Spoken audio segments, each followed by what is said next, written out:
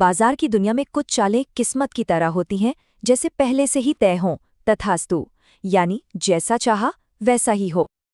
और जब बात चांदी की आती है तो इतिहास गवाह है। जब भी ये चलती है या तो बहुत शोर मचाती है या फिर सबको हैरान कर देती है।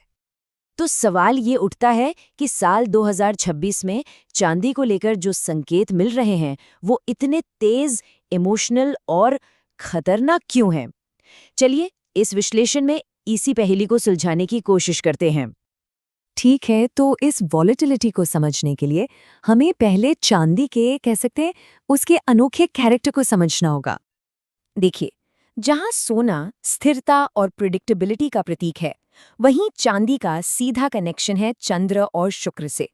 चंद्र मतलब इमोशंस, डर, लालच, और शुक्र मतलब वैल्यू, लिक्विडिटी, अट्रैक्शन। बस यही वजह है कि चांदी का बर्ताव इतना अनप्रिडिक्टेबल होता है। और जानते हैं, इसी वजह से फाइनेंशियल दुनिया में इसे हाई बीटा गोल्ड भी कहते हैं। मतलब सीधा सा हिसाब है, अगर सोना 10% ऊपर जाता है तो चांदी में 25 से 30% तक की छलांग देखने को मिल सकती है। लेकिन हाँ, गिरती भी उतनी ही तेजी से है। रिस्क ज्यादा तो रिवॉर्ड भी ज्यादा। तो चलिए अब आते हैं मुद्दे की बात पर। खोलते हैं 2026 का कैलेंडर और देखते हैं कि साल के कौन से हिस्से सबसे अहम होने वाले हैं। ये समझिए कि ये पूरे साल का एक रोड मैप है। फरवरी मार्च से लेकर साल के आखिर तक ये 6 टाइम विंडोज हैं जिन पर हमें नजर रखनी है। हर विंडो का अपना एक अलग ही मिजाज है। शुरुआत करते हैं पहली विंडो से, 17 फरवरी से 3 मार्च। ये एक टॉप लेवल वॉलेटिलिटी जोन है, यानी कि जबरदस्त उठा-पटक वाला दौर।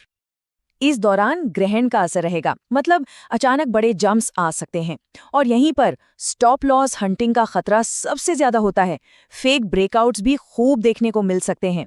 तो एक बात साफ है, ये टाइम इन्वेस्टर्स के लिए नहीं बल्कि माहिर ट्रेडर्स का मैदान है। अब आगे बढ़ते हैं अप्रैल से जून के महीने की तरफ। ये एक स्ट्रॉन्ग आउट परफॉर्मेंस फेज हो सकता है। ये शायद 2026 की सबसे पॉजिटिव विंडो हो सकती है। गुरु की मजबूत स्थिति और मेटल्स में एक आम उत्साह के चलते चांदी सोने को भी पीछे छोड़ सकती है। यहाँ ट्रेंड टिकाऊ लग सकता है, लेकिन एक बात हमेशा याद रखनी होगी, रैली जितनी शानदार होती है ना, उसका अंत उतना ही खतरनाक हो सकता है। और बस यहीं से खेल खतरनाक होना शुरू हो जाता है। 14 जुलाई से 12 अगस्त यहाँ पंप और फिर ड्रॉप का जबरदस्त रिस्क है। ये साल का सबसे खतरनाक दौर हो सकता है। जी हाँ, ये एक प्रॉपर डेंजर जोन है।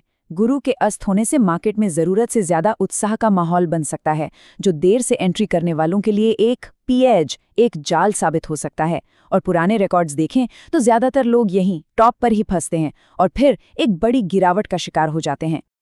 इसके ठीक बाद 12 अगस्त से 28 अगस्त के बीच एक बड़े रिवर्सल की विंडो खुल रही है।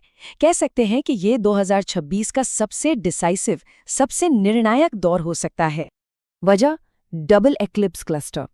इसका असर ये होता है कि सेंटिमेंट अचानक ढह सकता है या ट्रेंड पूरी तरह पलट सकता है। इस टाइम पर मार्केट लॉजिक पर नहीं बल्कि डर और लालच जैसी भावनाओं पर चलता है। तो यहां से एक लंबा टॉप भी बन सकता है या फिर एक बहुत शार्प बॉटम भी। अब आते हैं साल के एक और मुश्किल दौर पर। 3 अक्टूबर से 14 नवंबर तक एक ऐसा फेज जो बहुत ही मेसी, बहुत कंफ्यूजिंग रहने वाला है। यहाँ देखिए, शुक्र और बुध दोनों रेट्रोग्रेड हैं। इसका सीधा मतलब है प्राइस में हेरफेर, झूठी खबरें और लिक्विडिटी ट्रैप्स की भरमार। तो इस विंडो में किसी भी तरह की क्लैरिटी या स्पष्टता की उम्मीद करना ही बेमानी है। और अब हम पहुंचते हैं 2026 के आखिरी पड़ाव पर। साल के आखिर में 5 दिसंबर के बाद एक सरप्राइज मिल सकता है, एक अचानक स्पाइक की शक्ल में।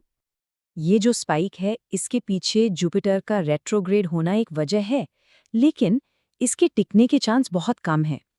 अक्सर ऐसा उछाल साल के अंत का एक धोखा, एक एंड ऑफ ईयर इल्यूजन साबित होता है। तो इस पूरे विश्लेषण का निचोड़ क्या है? सबसे बड़ी सीख क्या है? देखिए, एक बात तो साफ है, चांदी में मौके सोने से कहीं ज्यादा मिलेंगे। लेकिन ये भी सच है कि यहाँ गलती की सजा भी कहीं ज्यादा बड़ी होगी। जो सब्र रखेगा वो कमाएगा, और जो लालच करेगा वो जाल में फंसेगा। और यही बात हमें इस विश्लेषण के सबसे बड़े मंत्र पर लाती है, ride the move, don't marry the metal. मतलब चाल के साथ चलिए, मेटल के साथ इमोशनल अटैचमेंट मत बनाइए। तो आखिर में ये एक सवाल हमारे सामने खड़ा होता है, 2026 का ये पूरा खेल ट्रेडर को इनाम देगा या इन्वेस्टर को?